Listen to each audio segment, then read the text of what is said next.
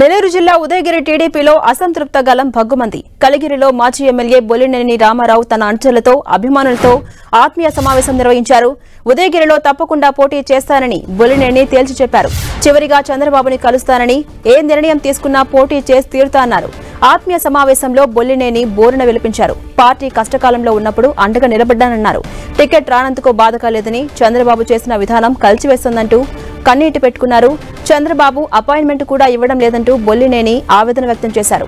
Udayagiri TDP టికెట్ను NRI Kakarla Suresh కు ఇచ్చేందుకు అధిష్టానం సన్నాహాలు చేస్తోంది. ఈ మేరకు బొల్లినేని వర్గం ఆగ్రహం వ్యక్తం చేస్తోంది.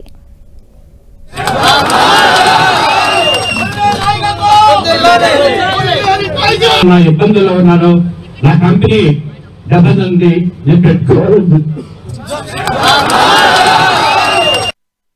నాకు టికెట్ రాని దానికి బాధ లేదు. చేసిన విధానాల గురించి నేను బాధపడుతున్నా. మీరు ఏ విధంగా నాకు చెప్పకుండా మీరు అవతలోడికి టికెట్ ఇస్తాడని చెప్పి నేను ప్రశ్నిస్తున్నా.